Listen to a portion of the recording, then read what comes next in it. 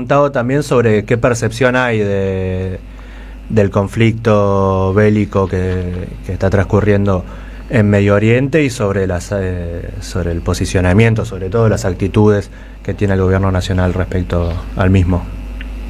Bien, sí, preguntamos en la última encuesta, nos dedicamos a trabajar el tema del conflicto de Estados Unidos-Irán. Por un lado preguntamos algo que coincide con la imagen del gobierno, que es si cree que el presidente Javier Milei toma las mejores decisiones en este contexto de inestabilidad mundial, y solamente el 27% de las personas están de acuerdo con esa frase, digamos, que es la persona que puede en este momento tomar decisiones en este momento de inestabilidad. Y por otro, que es para mí la más profunda, digamos, en relación a el gobierno con una clara posición del lado de Donald Trump, digamos, de Estados Unidos, frente a la sociedad que en un 72%, es decir, una mayoría bastante fuerte, dice que la Argentina debería mantenerse neutral en este tipo de conflictos, digamos, que no hacen a la región y que no tienen que no tenemos relación directa física con el Medio Oriente. Piden que la Argentina se mantenga neutral, porque además yo creo que hay una lectura ahí también sobre lo económico. Estos de conflictos no ayudan a la frágil situación económica de las familias, entonces no quieren vincularse con esos conflictos. Impresionante, 72% de los consultados creen que Argentina debería mantenerse neutral frente a este conflicto de Estados Unidos e Israel contra Irán. Bueno, sí, y ahí tenés también gente que votan a Milei, digamos, dentro de ese 70%. Entonces, claro, naturalmente. Bueno, muchas gracias, Emilio. Te dejamos, por supuesto, antes de despedirte, si te queda algo ahí en el tintero. Y bueno, estamos atentos también a los trabajos que se vayan publicando con estos datos que sin duda son muy, muy reveladores. Dale, muchas gracias. Sí, yo creo que es un tema que hay que ver qué pasa con esto del conflicto en relación a la situación económica del país, que si se sigue ese cóctel, digamos, entre de la gestión de Milei más el tema internacional, la economía argentina se va a deteriorar más, y así la imagen también del gobierno. Claro. Bueno, muchísimas gracias, Emilio. Dale, estamos en contacto. Hasta luego. Hablamos con Emilio Piace de la consultora Bosna sobre estos datos que se publicaron en esta semana y que dan cuenta de una caída muy, muy marcada, muy pronunciada en la imagen de Javier Milei y la evaluación de su gobierno, así como otras cuestiones también que hacían este análisis sobre la percepción de la situación económica. Pero enganchamos con este último tema que conversábamos con él, sobre el conflicto en Medio Oriente entre Estados Unidos e Israel contra Irán. Un brevísimo repaso, porque venimos haciendo un seguimiento del tema, pero bueno, en una semana ocurren un montón de cosas. Y por ejemplo, lo que ocurrió esta semana fue que el presidente de los Estados Unidos, Donald Trump, amenazó sin pelos en la lengua con destruir una civilización, amenazó con llevar adelante un genocidio. Y bueno, cosa que recibió como respuesta un rechazo en todo el mundo, o en casi todo el mundo, ¿no? Quedan algunos que sobreactúan su alineamiento, como es el caso del presidente Javier Milei. Pero en definitiva, luego de llevar a cabo esta amenaza, donde decía ni más ni menos esto, que quería aniquilar una civilización, retrocedió. Y bueno, ahora vamos a entrar en el detalle de este retroceso con Pablo Macena, pero lo cierto es que se está negociando, presuntamente se declaró un alto al fuego y se están negociando los acuerdos de esta paz en función de, como posteó el mismo Donald Trump, de una serie de 10 puntos que fueron planteados por el gobierno de Irán, y que vamos a ver qué tan distintos son a la situación que existía previo al inicio del conflicto, o si la avanzada bélica de los Estados Unidos solo empeoró la situación. ¿Qué podemos decir de todo esto, Pablo? Bueno, ¿qué podemos decir? Que estábamos en la puerta del infierno. La puerta del infierno está abierta todavía. Ahí salen humito y calor. Parece que se retrocedió. Hoy estamos en una situación de una inestable tregua. Se están por empezar a reunir en Islamabad, Pakistán, representantes, más de 70 representantes de Irán, con representantes de Estados Unidos, entre ellos el vicepresidente. Pero permíteme ver las cosas en un contexto un poquito más amplio. Más que hacer un análisis puntual de como si fuera una cronología de un partido de fútbol, en qué momento pateó uno, después a quién recibió tarjeta amarilla, y eso que muestra el minuto a minuto del partido. Hagamos un análisis del partido. En nuestros más tristes sueños siempre imaginamos que las principales potencias podrían llegar a tener algún líder desquiciado, algún líder que no estuviese a tono con la democracia y que pusiera el mundo en riesgo. El mundo en riesgo, las películas para los que tienen un par de años de la década del 60, en la crisis de los misiles, cuando se instalaban misiles en Cuba apuntando contra Estados Unidos, era una escena de se viene la guerra nuclear. Se viene, ahí estaba Kennedy, Khrushchev, a punto de apretar el botón rojo, y todo el mundo en vilo. Finalmente no sucedió, pero los 12 minutos que estuvimos en vilo, es una película incluso al respecto. Eso no es que con el fin de la Guerra Fría terminó, siguió esa situación de inestabilidad, y en estos últimos tiempos esa situación se potencia, porque siempre hemos supuesto que ningún líder, seriamente al llegar a esa situación, a una situación de tirantez, iba a estar a punto de apretar el botón rojo. La verdad es esa. Bueno, la llegada de este segundo Trump al poder en Estados Unidos marca que el ejercicio del poder puede ser hecho de manera directa, dura, descarnada, sin respetar las leyes nacionales, sin respetar las leyes internacionales, y repito, en ese ejercicio puro y duro del poder, hacer cosas que no estaban ni siquiera en nuestros sueños, pesadillas más recurrentes, y solo quedaban para películas de ficción. Lo que sucedió esta semana, que naturalizamos lo que tú decías, de que un presidente democrático de los Estados Unidos anuncie graciosamente que va a aniquilar una civilización, y lo decimos como si fuera nada. ¿Quiénes son los titulares de Boca para el partido de hoy? Es grave, porque nos han corrido tanto el arco que naturalizamos cosas que son terribles. El genocidio en Palestina. Ya damos por hecho, entonces ahora va a venir otro genocidio. Hemos naturalizado que se secuestre un presidente que puede no gustarme, pero que era legal. El caso de Maduro en Venezuela. Y nada, se le ocurrió entrar, sacarlo, y con el argumento de la democracia, supuestamente, en realidad termina siendo el ejercicio de poder puro y duro una explicación más sensata, que es la necesidad de petróleo.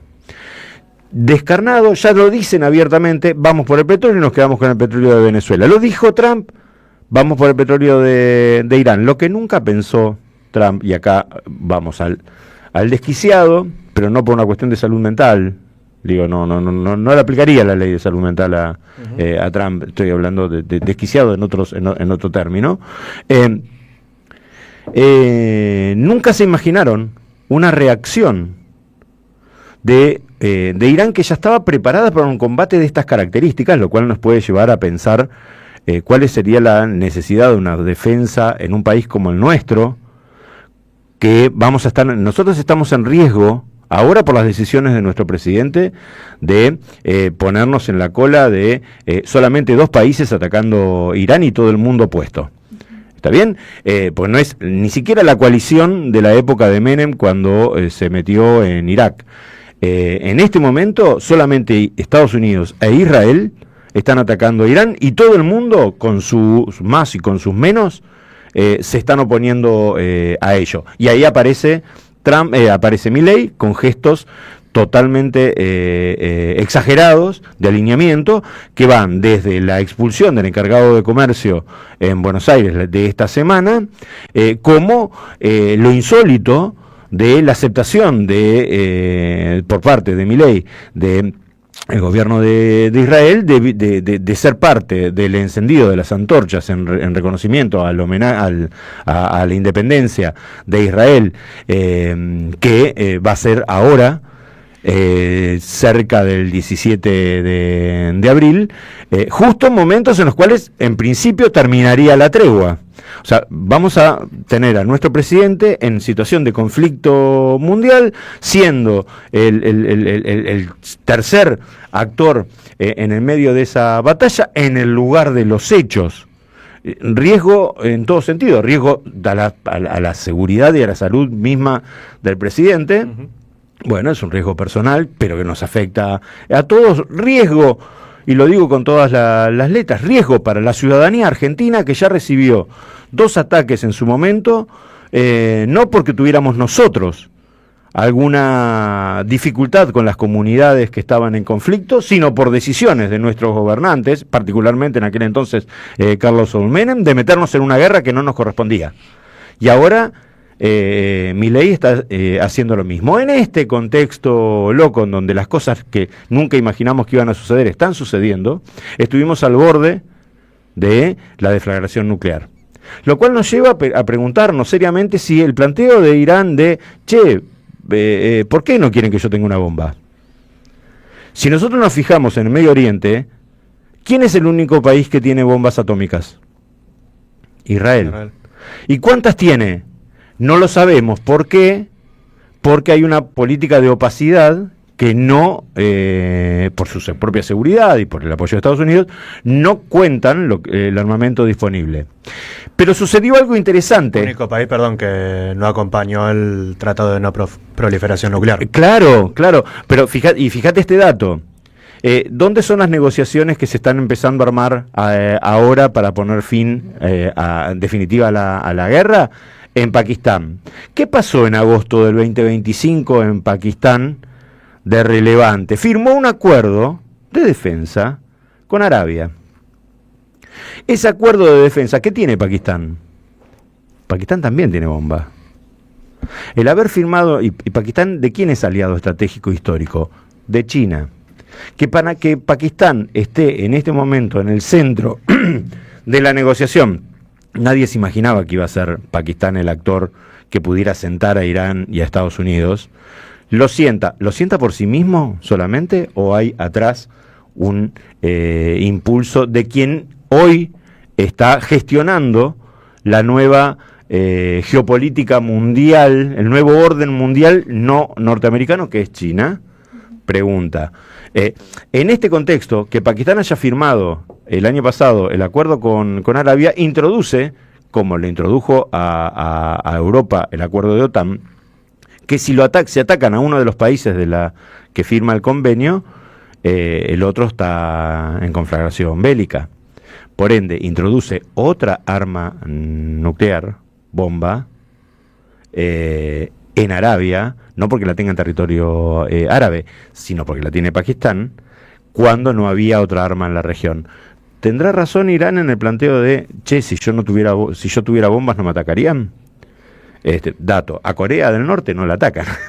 ¿Por qué no la atacan si es supuestamente tan antidemocrático y coso como los demás? ¿Por qué? Porque las tiene. Entonces, dato, si no la tenés y se está ejerciendo el poder puro y duro y se está yendo por los recursos, pensando desde nosotros, ¿qué pasa? ¿Cómo estamos parados, un país de las características de Argentina, ante situaciones de ataques que ya no se necesitan una justificación? Y ojo, la ultraderecha loca esta que está gobernando en el mundo, ya empezó a tirar el tema de la izquierda como un factor terrorista, como habilitando a nuevas incursiones en defensa de la democracia por este avance. Perdonen que parezca que estoy mezclando demasiado las cosas, pero el mundo está en una situación de incertidumbre enorme. Hoy se frenó un ataque nuclear que podía habernos en este momento, no sé, nosotros estamos lejos, estamos en el traste del mundo. Iba a decir otra palabra, pero mejor no la digo por respeto al horario. Pero ese estar tan lejos del mundo hizo que entráramos en la pandemia tarde, que veamos la guerra como si no pasara nada. En Europa la guerra la ven como un problema ya. Va a haber problemas si no se abre el estrecho de Hormuz, serio con el tema del transporte. Pero, a ver, nosotros decimos, no pasa nada. ¿Qué sucedió esta semana con los colectivos en el área metropolitana? Eso tiene que ver con lo que está sucediendo. En Europa, el aumento de los combustibles, hoy se conoció un informe del gobierno de Gran Bretaña que está evaluando la posibilidad de protestas sociales con levantamientos populares en función de los aumentos que están habiendo en este momento. España, Italia marcando posiciones no solamente contrarias a Estados Unidos, diciendo los aviones no van a circular por acá los que vayan a la guerra, porque esta guerra no es nuestra. Están en ese momento también generando acciones adentro para intentar protegerse del impacto económico que tienen en su propia población y que puede poner en riesgo la estabilidad de la región, básicamente porque tenemos un presidente de la primer potencia en decadencia, quizás ya con su poder perimido, pero todavía dando manotazos de ahogado para mantenerse en ese lugar, como Donald Trump, un desquiciado político, con seguidores tan desquiciados políticos como él,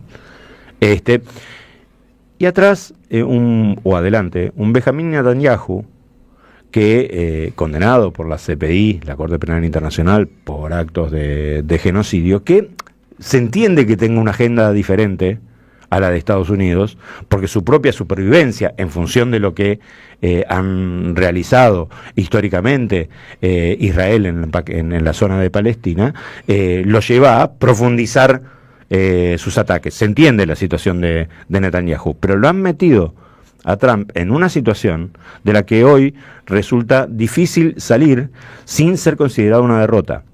Trump está haciendo todo lo posible para decir que ahora en el acuerdo van a liberar el estrecho de Hormuz. Un estrecho de Hormuz que le recuerdo a nuestros oyentes a la mañana, que estaba totalmente abierto hace menos de 40 días cuando la guerra no se había iniciado. Y que ahora Irán no solamente ha puesto bombas ahí para que haya un solo canal habilitado para el tránsito, sino que cobra un peaje de $2 millones. O sea, no es que está cerrado del todo. Irán está cobrando esos $2 millones en función de lo que ha sido todo el ataque que le ha hecho Estados Unidos. Reciente el comercio internacional, genera problemas del 20% del petróleo del mundo circula por ese estrecho, y ese problema lo generó Trump. Uh-huh. Y ahora quieren vender como un éxito que podría llegar a volver a la situación anterior, y no va a volver a la situación anterior. Irán no solamente pide que no lo ataquen más, pide resarcimiento, pide que Israel no ataque el Líbano. Está pidiendo cosas que Estados Unidos, en principio, no le quedaba más remedio que aceptar, y por eso salió la bravuconada de Trump. Después de la bravuconada de destrozar una civilización, sale con casi como que había impuesto él las condiciones de un acuerdo, cuando los 10 puntos del acuerdo eran los de Irán, y ahora después sale a decir que no, y que más vale que acepten hoy, porque si no mañana ahí van a bombardear de vuelta. La palabra de Trump hoy está totalmente desvalorizada. Estamos viendo, otra vez, ojo señora, no se le vaya a caer la taza de café o el mate que tiene en la mano en este momento, pero estamos viendo la decadencia quizás definitiva del imperio americano. Permítanme que lo diga con esas palabras. Puede ganar la guerra simbólica, porque la guerra tampoco, fíjense la cantidad de muertos. Ya no es como la Segunda Guerra Mundial, millones de muertos. Uh-huh. La guerra pasa por otro lado, es más tecnológica. Y en esta guerra tecnológica y comercial, lo cual no quiere decir que no haya muertos. Desde la tregua hay más de 400 muertos en el Líbano. O sea, personas, seres humanos, Líbano, digo, un país. No es que no hay muertos, hay un montón de muertos, pero lo que voy es, más allá de los resultados, esta guerra está marcando, en definitiva, la decadencia final de un imperio que está tratando de mantener posiciones cuando medianamente parece que lo inevitable es que las pierda. No, y es interesante esto que mencionás de la decadencia del imperio, porque te habla de un Trump que en un año de elecciones dice, bueno, yo voy a liberar al mundo, ¿no? Voy a hacerme cargo de Venezuela y nos vamos a quedar con el petróleo, pero además de paso los vamos a ayudar porque tienen un dictador y me voy a fijar lo que está pasando con la situación de Medio Oriente y de pronto, digo, ya tiene una inflación disparada para lo que es los niveles de Estados Unidos, donde ya tiene un montón de personas que no entienden qué está pasando, de por qué se está dando esta situación de guerra cuando en realidad... Digo, veíamos una situación que se podía sostener, esto que decías vos, ¿no? De el estrecho abierto, digo, las zonas comerciales funcionando como debían corresponder. Y en el caso de Argentina en particular, esta idea de un país que no está pensado como un país bélico, el nuestro, y esta noción de como escuchábamos hace un rato del informe de Bosna, el 70% de la población diciendo, chicos, no tiene sentido que estemos posicionándonos frente a esto, ¿no? Y un Trump que además, armando imágenes con IA, dice, bueno, los grandes líderes del mundo, este primer mundo llamado como no sé, Giorgia Meloni me va a bancar, y diciendo, no, acá no te estamos bancando en esta ni en pedo, no hay posibilidades, y todo parece como una fantasía de su cabeza tirada en Twitter constantemente. Bueno, ejemplo de ello también no pudo hacer pasar en el Consejo de Seguridad de la ONU la resolución para abrir el Estrecho de Hormuz o para forzar que Irán abra el Estrecho de Hormuz. Vamos a hacer una brevísima pausa y volvemos con este tema, pero hacemos un pequeño corte y seguimos debatiendo con Pablo Macena en el piso.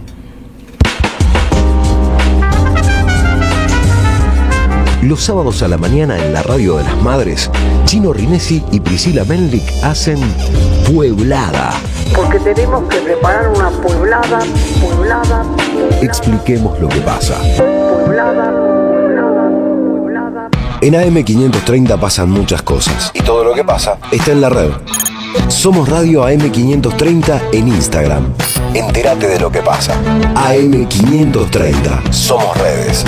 Somos radio. El sabor que te acompaña es Café Bantú.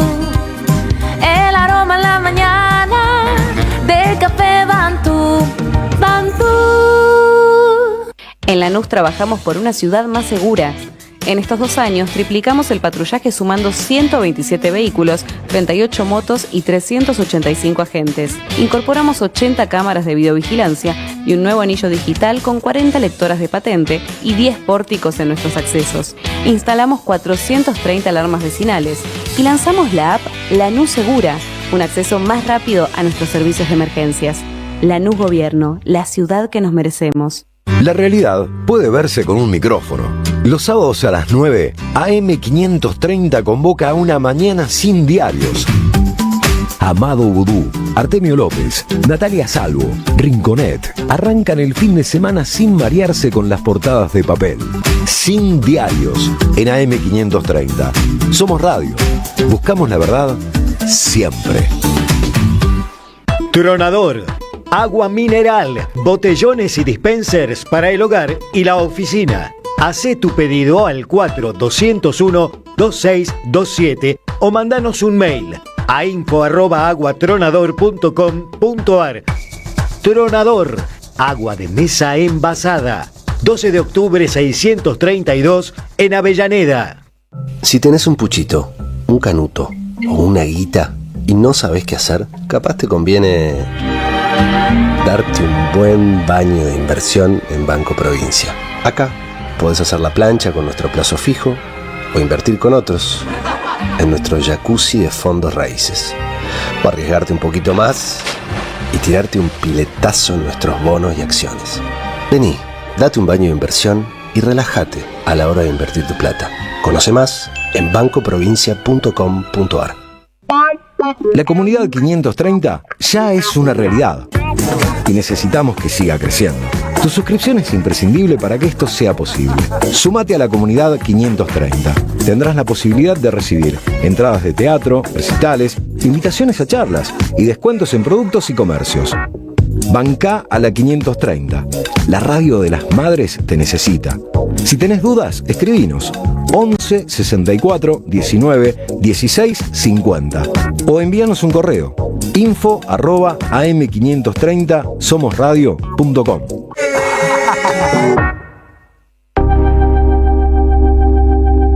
Pueblada. Expliquemos lo que pasa. AM530. Construimos comunidad. Buscamos la verdad. Siempre.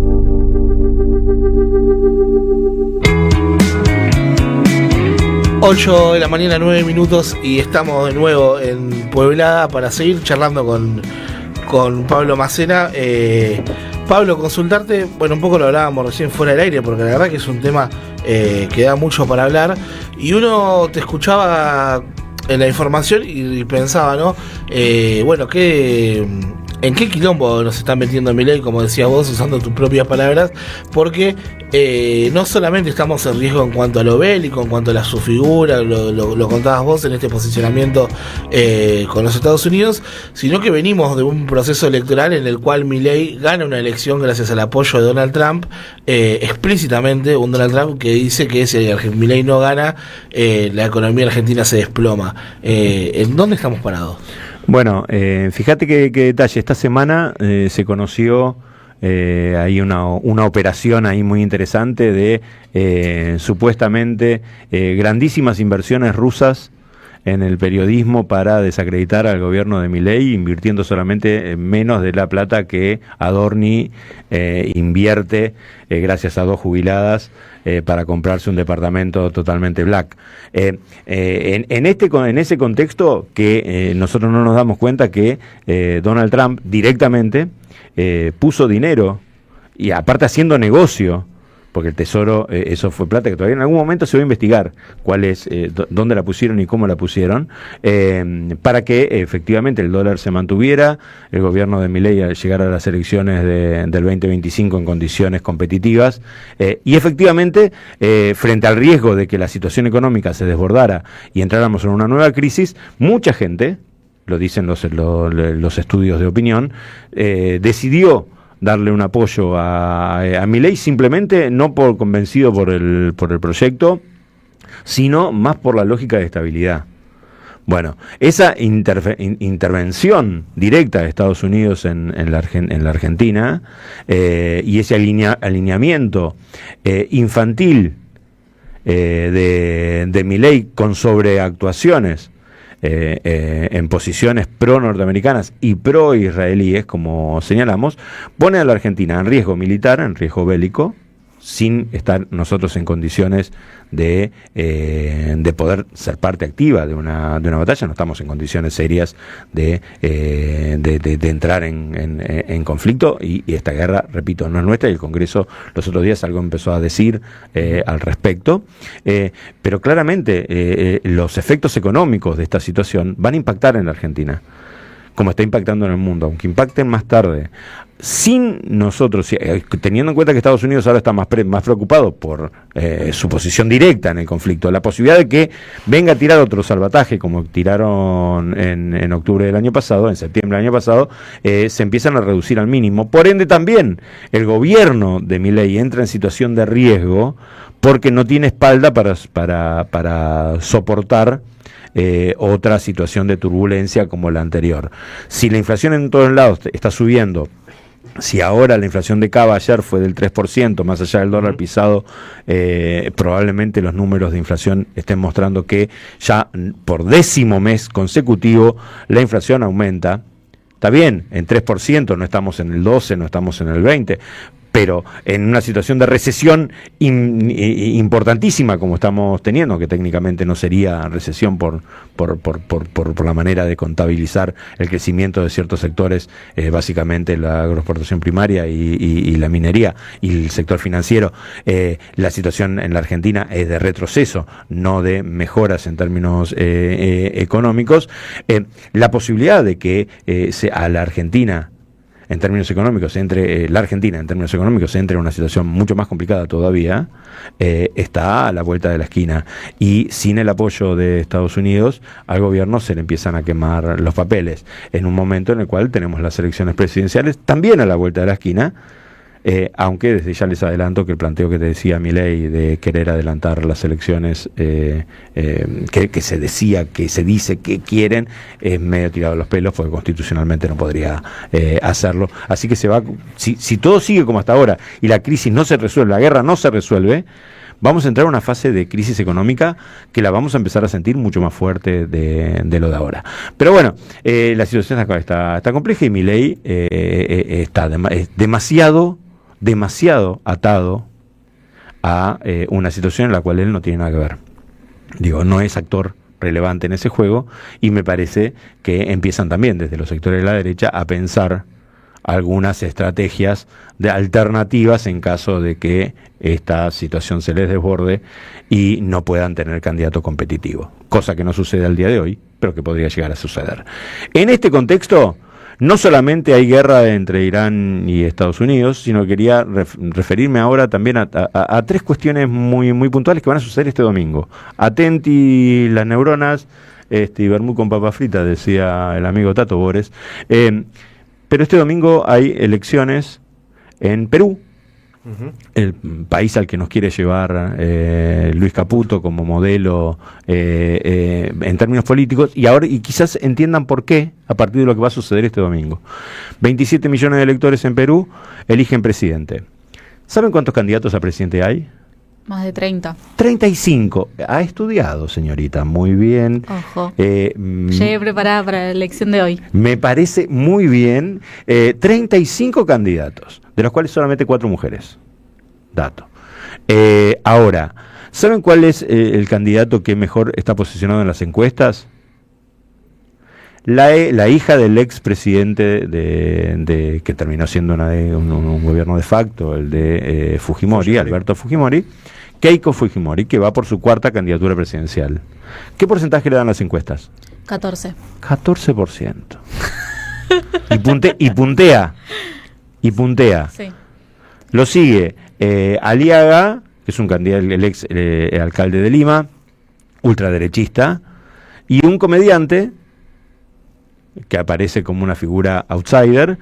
Están ahí peleando el segundo puesto, pero con 12, 10, 9, depende de la encuesta. O sea, estamos hablando de un nivel de altísima fragmentación y de poco apoyo. Claramente va a haber balotaje. En las encuestas hablaban entre un 40% más o menos de voto en blanco, voto nulo. Digo, es todo un tema. Y la estabilidad económica, que es lo que dicen todos. El Banco Central peruano, como es independiente en serio y mantiene sus autoridades de siempre, la crisis política no afecta la economía, y estoy haciendo el gesto de las comillas, porque en realidad lo que está hablando es del mantenimiento de un sistema que no incorpora a los sectores populares a la economía. Digo, es el modelo de Perú. Lo quieren implementar acá, que la política no importe, que sigan gobernando 3, 4, que caigan 10 presidentes 6 presidentes en 10 años, no importa, el sistema económico se mantiene. Elecciones en Perú, seguramente va a haber balotaje. La discusión va a ser cuánta gente va a votar y cómo se termina de distribuir, con Keiko seguramente en la segunda vuelta, y habrá que ver si no hay alguna expectativa de los restos de lo que fue Pueblo Libre, el espacio de Castillo, el expresidente Castillo, que quizás pueda aglutinar el voto de lo que queda del progresismo o algo así, y quizás meterse en esa segunda vuelta. El resultado del presidente que salga va a ser totalmente débil. Si bien hicieron un cambio en el sistema electoral para que haya mayor diputados que le respondan al oficialismo, y metieron la bicameralidad. Dato, pueden votar los peruanos en la Argentina. Segunda elección importante, Este domingo también hay elecciones en Hungría. ¿Qué me importa Hungría? Está lejos. Bueno, el anterior viaje del presidente Milei fue a Hungría, a juntarse con Víctor Orbán y con toda esa caterva de líderes de ultraderecha que lo ven a Orbán, que es muy loco porque son todos anti-Putin y sin embargo bancan a todos los gobernantes pro-Putin. Es maravilloso. Y en el último viaje a Estados Unidos, que Trump le hace algún comentario a Milei y estaba como un nene chocho, también... Claro. También habla de... Y bueno, injerencia extranjera, Vance, antes de ir a Pakistán, donde está en este preciso instante encabezando las negociaciones por parte de los Estados Unidos, estuvo en Hungría con su señora, quizás haya pagado los pasajes también por la jefatura de gabinete de Estados Unidos, estoy siendo irónico, apoyando a Orbán, que va por primera vez en 20 años a elecciones de atrás. Hoy las encuestas están indicando que perdería Orbán las elecciones, no la va a ganar la izquierda progresista democrática, la va a ganar, las ganaría, está peleando contra un dirigente de una derecha más moderada y pro-europea. La discusión ahí es pro-europeo, no pro-europeo. Y el hartazgo hacia la situación del propio Orbán. Dato porque Orbán es un aliado importante de Trump en la región. Milei está asociado a ese esquema y la pérdida de un aliado como Orbán, si se confirma lo que están diciendo las encuestas el próximo domingo, nos va a abrir un escenario de entregarán el poder, primera cuestión, que esta situación loca también ya nos debería advertir respecto a lo que puede llegar a suceder en noviembre en Estados Unidos si pierde las elecciones, algo que era impensado discutir sobre la legalidad de un resultado electoral. Trump ya lo discutió la vez pasada y no tuvieron inconvenientes en invadir el Capitolio. Bolsonaro en Brasil. Bolsonaro en Brasil, exactamente. Y bueno, ¿qué harían esta gente que gobierna acá ante una situación como esta? Chan, chan, chan, chan, alertan las neuronas. Este escenario de posible derrota de Orbán en Hungría también es un escenario importante para estar atento a lo que pueda llegar a suceder este domingo, porque tiene implicancia mucho más allá del país magiar. Justamente Magyar es el apellido del líder opositor a Orbán que podría ganar las elecciones. Y como última postilla, ya ahí del estribo tirada, hay que prestar atención a lo que está sucediendo entre Ecuador y Colombia. Porque por seguidismo norteamericano también, y luego de otra demostración de cómo haber roto las normativas internacionales ejerciendo el poder, Trump se había dedicado a poner aranceles a todo aquel que no le gustara. ¿Sí? No me gusta, sos de River, te pongo aranceles. Bueno, Ecuador le puso aranceles a Colombia por un enfrentamiento histórico que tienen entre ellos y empezaron a subirse aranceles entre sí. Bueno, en esta última semana el gobierno de derechas de Noboa, que aceptó la injerencia norteamericana con la excusa del combate al narcotráfico en su territorio, elevó los aranceles colombianos al 100%. Petro hace lo mismo. ¿Cuál fue la excusa del gobierno de Noboa para hacerlo? Que Petro había calificado la situación de Glass, Jorge Glass, ex vicepresidente ecuatoriano de Rafael Correa, que está detenido, como una situación de detención ilegal y un preso político. Por esa definición de Petro, el gobierno de Noboa le sube los aranceles al 100%. Y Noboa manda llamar al embajador en Colombia de Ecuador, y por ende están las relaciones diplomáticas a punto de romperse. Y recordemos que hasta ahora América Latina era, y espero que lo siga siendo, un territorio de paz. Y nos estamos comiendo conflictos que no son nuestros y formas de resolver los conflictos entre nosotros que no veníamos resolviéndolos de esa manera, y nos está poniendo en riesgo a toda la región. Clarísimo, como siempre, Pablo Macena. Bueno, te agradecemos y estamos atentos a estos 3 eventos del día de mañana. Nos vamos a una brevísima tanda y vamos a volver para conversar con Ana Luz Valor, como decíamos, sobre la situación de endeudamiento, sobreendeudamiento de las familias. Pueblada, en la radio de las madres. AM 530. Construimos comunidad. Buscamos la verdad siempre.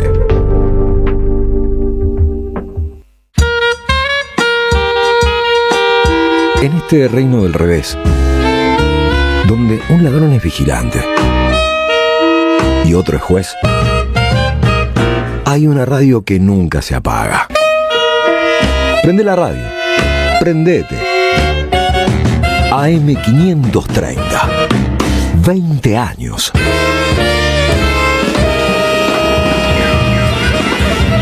Somos radio. Somos comunidad. Librería El Aleph presenta El Libro del Año. Proscripta y sublevada. Crónicas ardientes de una Argentina indomable. Dice Cristina Fernández de Kirchner. Roberto Caballero y Cintia Ottaviano recuperan para nuestra memoria histórica hechos y figuras. No se trata de saber historia, sino de comprenderla, porque el futuro tiene historia. No te pierdas este libro con prólogo de Cristina Fernández de Kirchner. Sumate a la ola sublevada. Pedilo en www.aleflibros.com.ar y lo recibís en cualquier lugar del país. En la Defensoría del Pueblo podés hacer tu reclamo todos los días las 24 horas. Comunicate al 0800-222-5262 o encontrarnos en redes. Somos Defensoría PBA, Defensoría del Pueblo de la Provincia de Buenos Aires. Diálogo Internacional. Atilio Borón y un gran equipo analizan la cuestión latinoamericana en primera persona. Diálogo Internacional. Los sábados a las 18 en AM 530. Somos Radio. Carlos Polimeni presenta La Patria no se vende. Un show donde nuestra familia abraza una idea simple y poderosa. No todo está en venta. Sábado 25 de abril en Luzuriaga Club Social, Luzuriaga 348. Puerta 19:30. Show 21 horas. Entradas en la alternativa teatral. Produce Don Narciso. Auspicia AM 530. Somos Radio. Lo nuevo en Ediciones Continente. Arte y Militancia, de Ricardo Carpani. Un libro que expone su legado y la vigencia de lo artístico como herramienta de transformación social. El artista que puso su arte al servicio de la militancia. Ediciones Continente. Editamos futuro con memoria. Ingresá a edicontinente.com.ar o al Instagram @edicontinente. Alimentos cooperativos. Producción y comercialización de productos cooperativos y de agricultura familiar. Envíos a todo el país. Por pedido, envía tu mensaje al 11 34 31 2928. Seguinos en Instagram como @alimentos cooperativos. Los sábados a la mañana en la radio de las madres, Chino Rinesi y Priscila Menlik hacen Pueblada. Porque tenemos que preparar una pueblada. Expliquemos lo que pasa. Pueblada.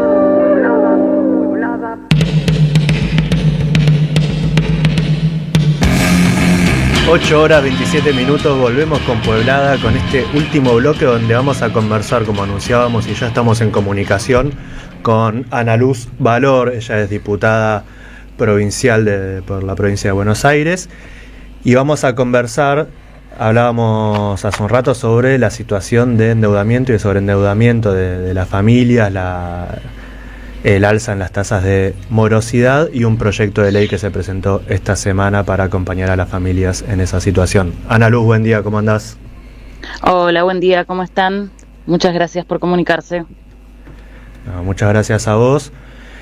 Y bueno, y contanos si querés de qué se trata este proyecto y también en qué momento llega, en qué momento se presenta con la situación que atraviesan las familias argentinas en general y bonaerenses en particular, que es a quienes podría ayudar esta ley. Bueno, te cuento, este proyecto lo hemos presentado en el mes de junio del año pasado, en donde ya veníamos viendo un incremento, ¿no?, en el aumento de las deudas de las familias.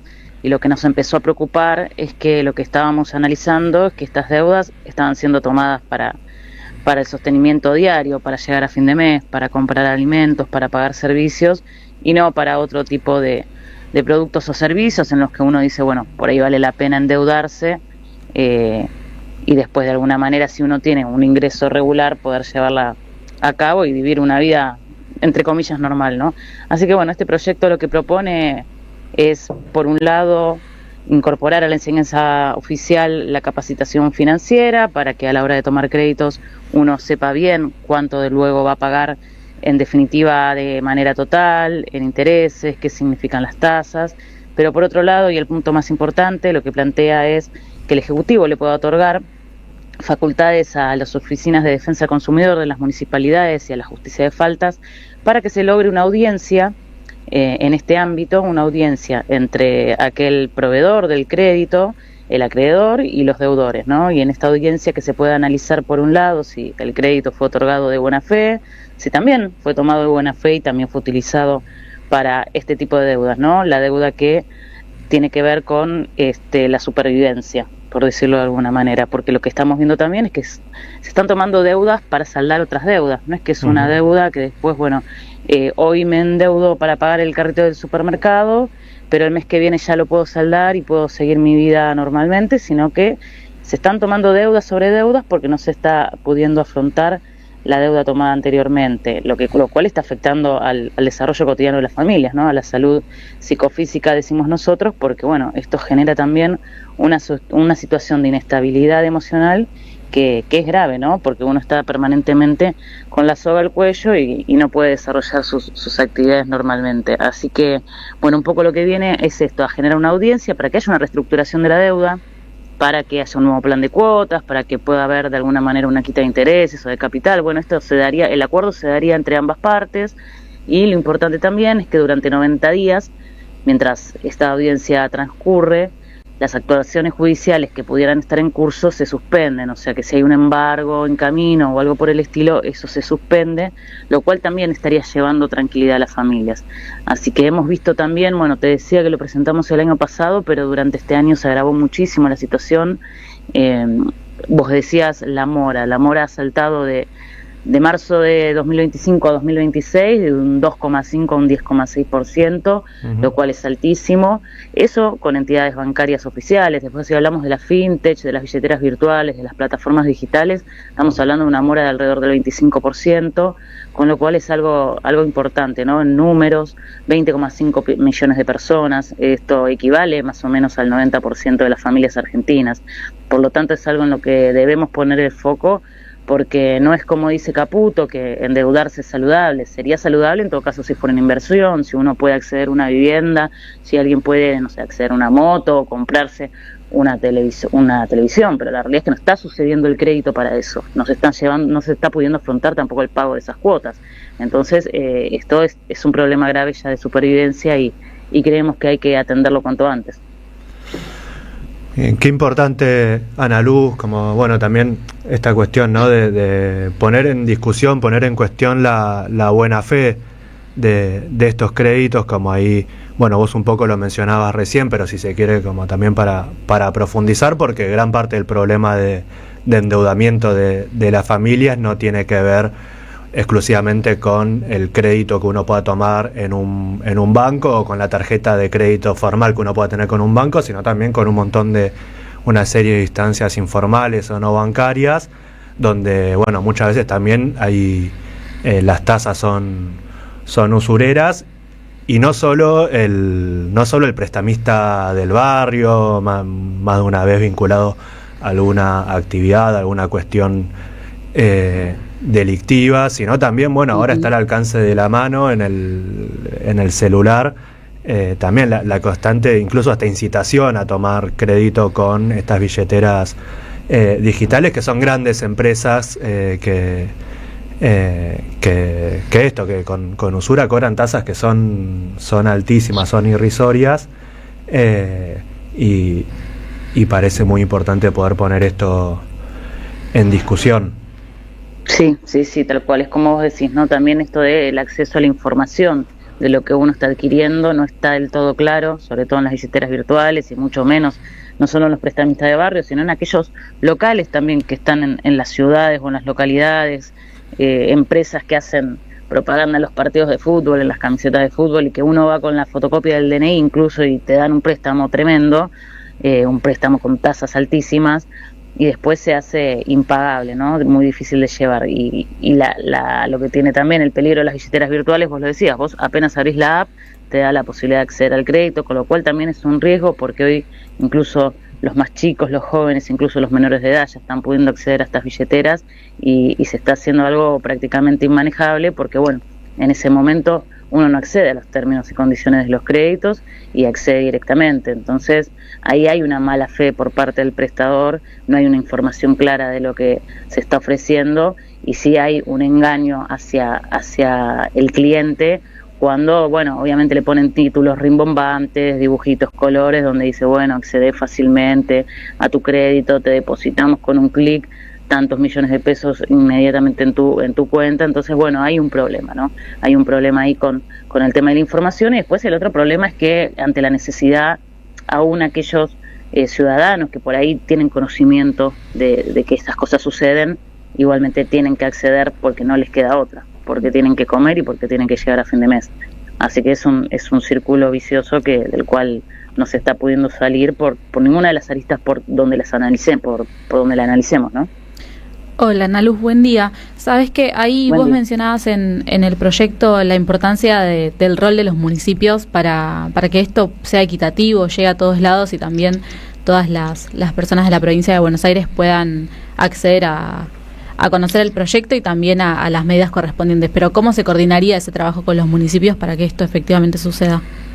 Sí, tal cual. Bueno, en muchos municipios las oficinas de defensa del consumidor ya existen, y en aquellos donde no existiesen, bueno, la idea es que se pueda impulsar la apertura de ella. La realidad es que no requiere mayor inversión ni mayores ingresos de parte del municipio. Es sencillamente una oficina, una mesa y 2 sillas, y un funcionario que pueda atender a esta situación. La justicia de faltas ya existe, o sea, en realidad es una decisión política de poder abordar la problemática y atender al vecino. El municipio es el primer mostrador del Estado en donde el vecino va a poder hacer un reclamo o a resolver alguna situación, y esta, bueno, es una más de las situaciones que se tienen que resolver, ¿no? Hay que atender a las realidades por las que se atraviesa.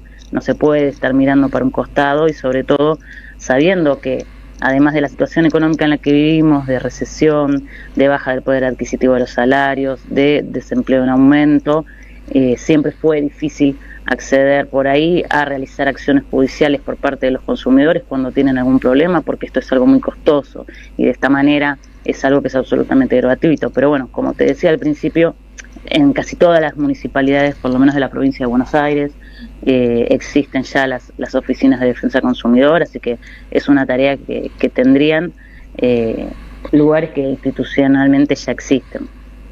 Ana Luz, ¿cómo estás? Gastón Cardús te saluda. Te quería hacer una pregunta. Vos, bueno, recién hablabas, ¿no?, del impacto que tiene el sobreendeudamiento directo en la sociedad como un eje central en los problemas que está atravesando la sociedad. Y en ese sentido consultarte cuál es el impacto social y hasta psicológico que está atravesando la familia bonaerenses en este sentido.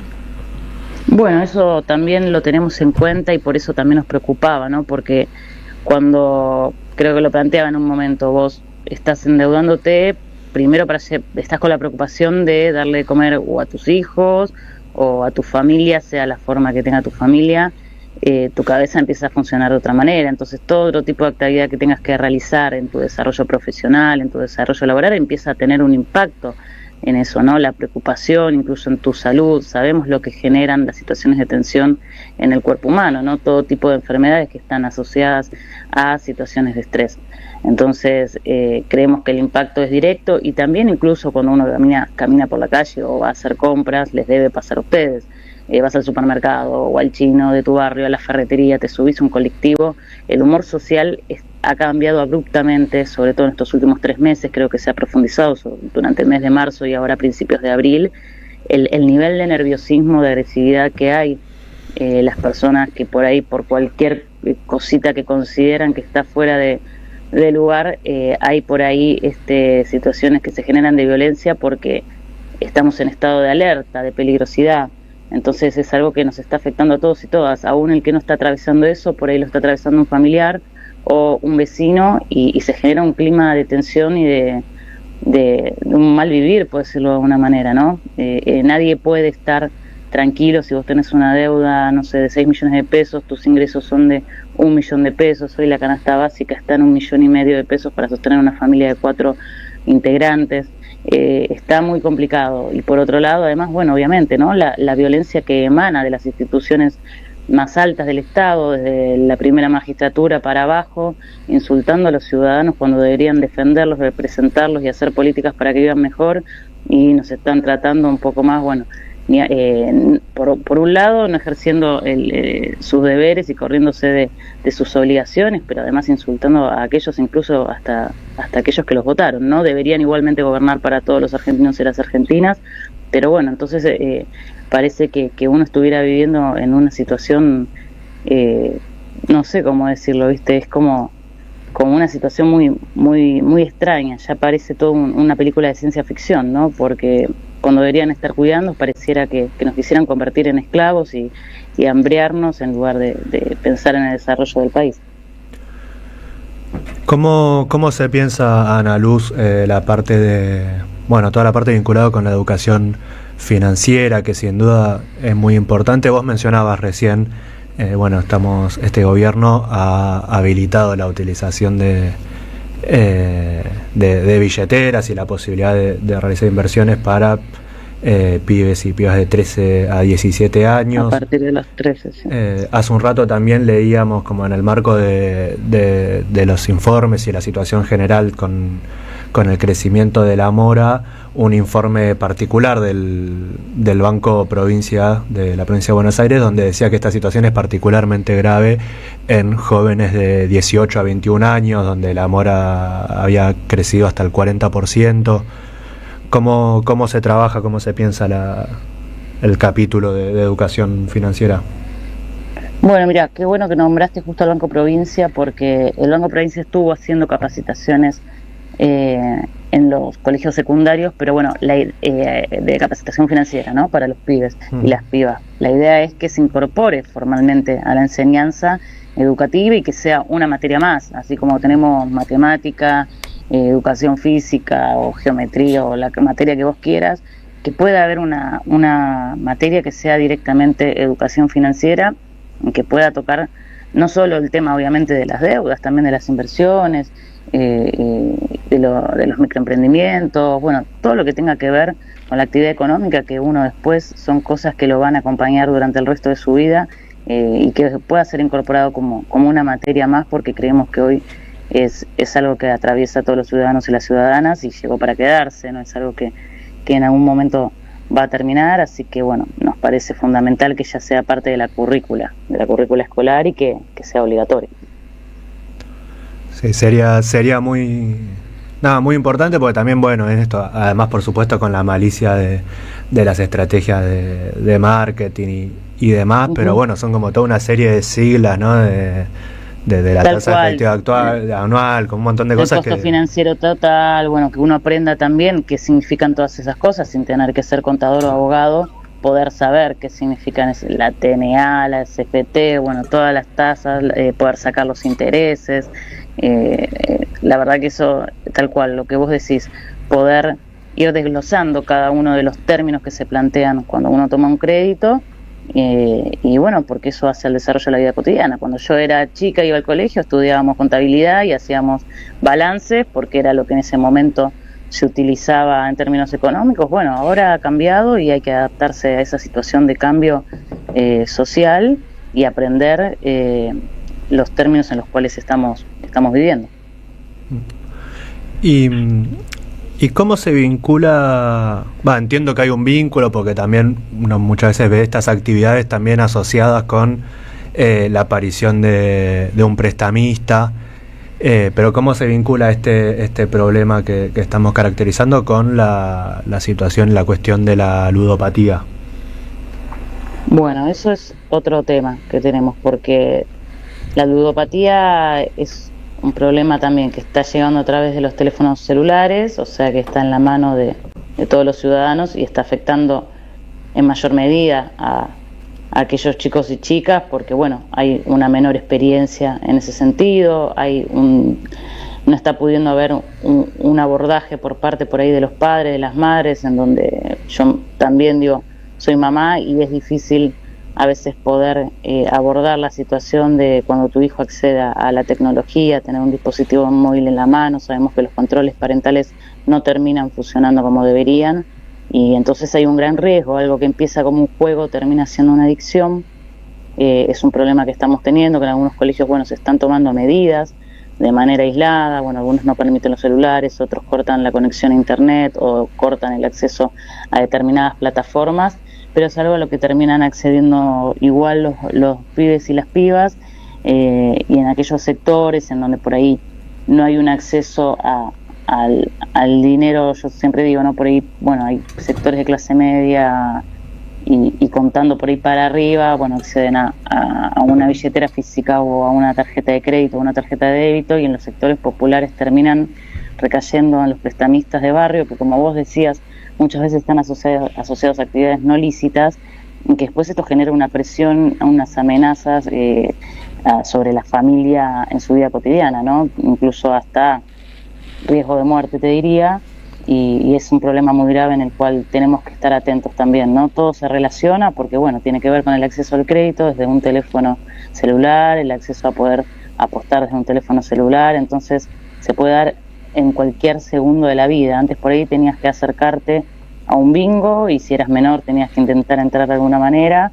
Igualmente es algo que tenemos que atender en todas las generaciones, ¿no? O sea, es grave, muy grave que suceda entre nuestros chicos y chicas, pero también sabemos que hay gente grande que lo sufre y también hay que atenderlo porque es una adicción y es un problema de salud, entonces también tienen que tomarse medidas para poder prevenir o abordar esta problemática una vez que ya está actuando sobre las personas. Y respecto a la importancia de pensar este proyecto en el marco del crédito responsable que se menciona, ¿pensás en qué sanciones o qué consecuencias se prevé para las entidades estas financieras que a través de la malicia, ¿no? O a través de la posibilidad de darle créditos a personas que claramente no pueden afrontarlos, ¿qué se hace? Las sanciones ya están previstas en el código, la Ley de Defensa del Consumidor ya lo prevé, la 13.133, la de la Provincia de Buenos Aires, y ya hay sanciones, multas, inhibiciones que están previstas en el código. Lo que hay que hacer ahora es atenderlas y aplicarlas, ¿no? Aplicar la ley que ya existe. Perfecto, Anita. Y para cerrar, porque se nos está acabando el programa, sabemos que además de diputada sos militante territorial y en ese sentido te queremos hacer una pregunta que le hacemos todo periódicamente en nuestras entrevistas acá en la radio, porque nuestro programa Pueblada se llama así por un pedido que hizo Eve su último jueves en la plaza, donde pedía que nos organicemos y que hagamos una pueblada. Te queríamos preguntar a vos, desde tu percepción, ¿cómo podemos hacer una pueblada? ¿Cómo podríamos hacer una pueblada? Bueno, a ver, yo creo que nunca hay que bajar los brazos. Vos decías, yo soy militante, se llama de un cuarto de siglo que milito y me parece que más allá de las coyunturas como las que estamos atravesando ahora, en la que es muy difícil sostener el ánimo, en donde hay un montón de vecinos, de vecinas, de compañeros, de compañeras que están sufriendo, están pasando por momentos dificilísimos y a uno no le alcanzan las manos para tapar agujeros. creo que nunca hay que perder la esperanza y seguir luchando porque la política es la herramienta que tenemos los pueblos para cambiar la realidad que vivimos. Muchas veces es una palabra o una herramienta que se denosta, que se estigmatiza, y en realidad es una práctica muy noble cuando es realizada de la manera en la que lo realizamos los militantes del campo nacional y popular. Bueno, en mi caso soy militante peronista, así que no tenemos que olvidar la lucha de nuestros 30.000 compañeros detenidos desaparecidos, que sabían que un país distinto y un mundo diferente son posibles, con justicia social, en donde cada uno pueda tener dignidad a la hora de desarrollar su vida. Así que bueno, nada, no hay que bajar los brazos, hay que seguir luchando. Y Eve también decía que si la vida no sirve para la revolución, no sirve para nada. Así que por ahí decía otra palabra, pero bueno, para no decirlo, para no decir una mala palabra al aire, bueno, nada, recordar a Eve siempre, y todas las madres, las abuelas, poder aprender de ellas, de cómo a partir de sus acciones y sin haber tirado nunca una piedra, sin haber violentado a nadie, han hecho una lucha que ha recorrido el mundo, que es un ejemplo en todo el mundo de lucha, de resistencia y también de logros que fueron que se fueron dando a lo largo de los años, a veces con respaldo del Estado y otras tantas no, pero bueno, se pudo juzgar a muchos de los responsables de los crímenes cometidos en la última dictadura, y también hemos podido encontrar a muchísimos de los nietos y nietas que nos habían arrebatado. Todavía no hemos terminado con esa tarea, pero bueno, vamos a continuar. Así es, Ana Luz, muchas gracias, y bueno, a disposición, por supuesto, estamos atentos y pendientes de cómo evoluciona el proyecto. Muchísimas gracias, que tengan un lindo día y saludos para todos los oyentes. Hablamos con Ana Luz Valor, diputada bonaerense por la primera sección electoral, y se nos fue el programa, no sin antes volver a recordar, previo a los agradecimientos, que estamos en este mes de abril, que en 19 días, el 30 de abril, va a estar conmemorando los 49 años de las Madres de Plaza de Mayo, los 49 años de aquella primera presencia de las Madres en Plaza de Mayo, y las Madres lo van a celebrar con la consigna 49 años de amor y compromiso, luchar siempre.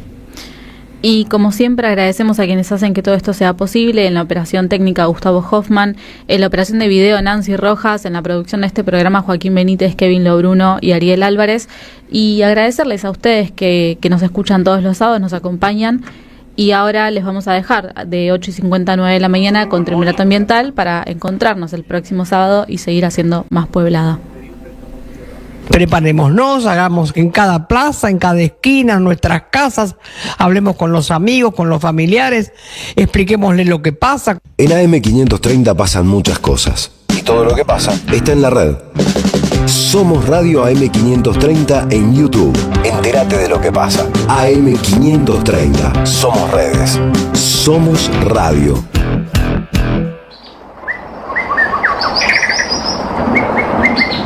Triunvirato Ambiental. Colegiado sustentable en el cuidado.